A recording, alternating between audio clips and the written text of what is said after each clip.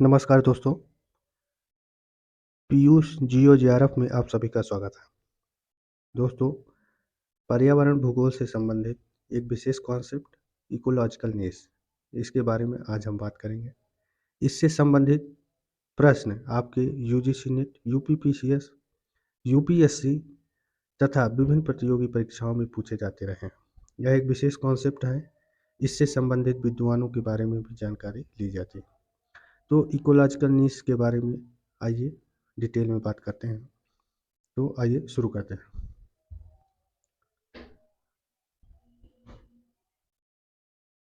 पारिस्थितिकी नीचे, जिसे पारिस्थितिकी नीश भी कहते हैं, पारिस्थितिकी नीचे संकल्पना का प्रतिपादन सर्वप्रथम जे ग्रीनेल महोदय ने 1917 में किया तथा इसका विकास और संवर्धन चार्ल्स एल्टन महोदय ने किया।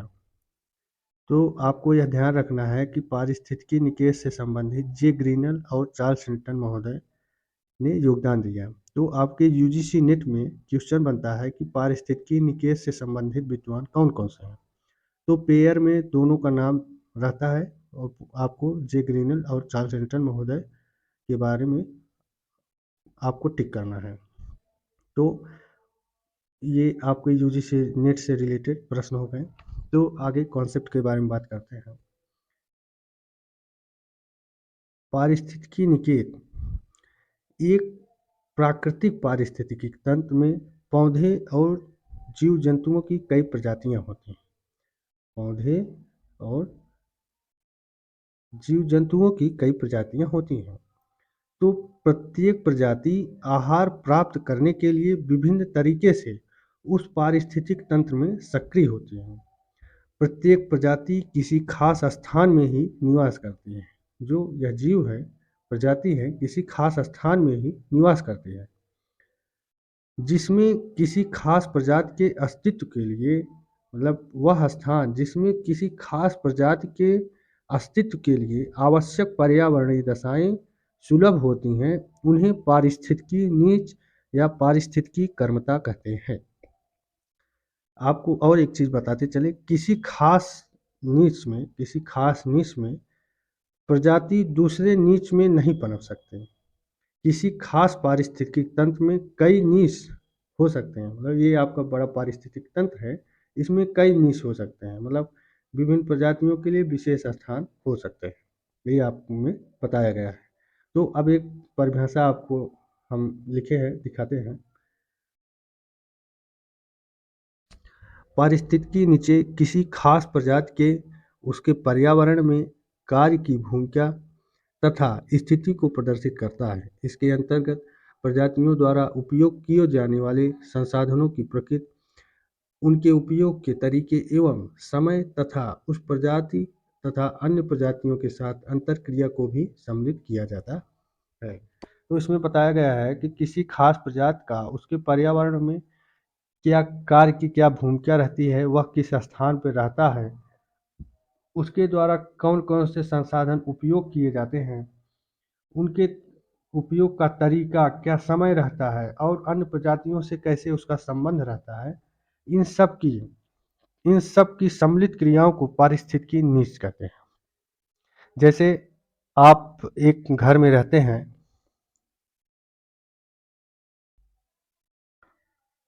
जैसे आप एक मकान में रहते हैं पूरे फैमिली के साथ, तो वह एक आपका पारिस्थितिकी तंत्र हो गया। लेकिन आपका पारिस्थितिकी नीच वह होगा, जैसे आप एक मकान है, ये आपका हाल है, इसमें सब लोग रहते हैं, पूरे मकान में सभी लोग रहते हैं, ये पारिस्थितिक तंत्र हो गया। लेकिन आपका निवास स्थान, आपका स्पेसिफिक रूम आपका पारिस्थितिकी नीच होगा। तो उसी तरह किसी जीव या प्रजाति, जैसे मानव का पारिस्थितिकी नीच उसका मकान हो गया, तो उसे पारिस्थितिकी नीच कहते हैं। तो आगे हम बात करते हैं पारिस्थितिकी नीच। दो प्रजातियां एक ही नीच में निवास नहीं कर सकती। दो प्रजातियां एक ही नीच में निवास नहीं करती। ऐसी स्थिति में प्रतिस्पर्धात्मक निष्कासन नियम कार्य करता है।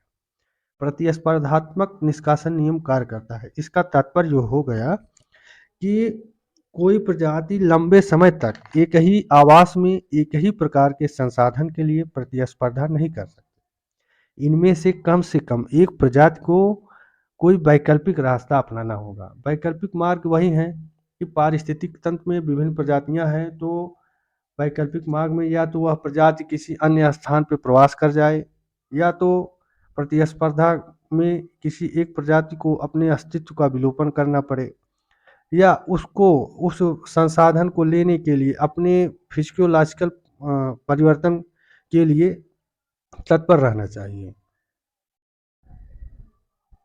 और आगे बात करते हैं, जीविका के लिए संसाधनों की प्राप्ति के लिए प्रतिस्पर्धा को न्यूनतम करने की प्रक्रिया को संसाधन विभाजन कहते हैं।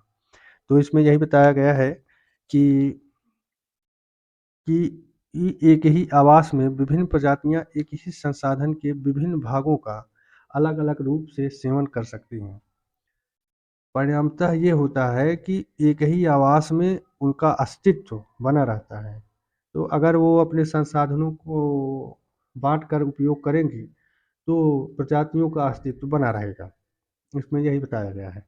तो इसमें ये स्टार वाले लाइन में बताया गया है कि पारिस्थितिक तंत्र की स्थिरता पारिस्थितिकी नीश की विविधता पर निर्भर करता है।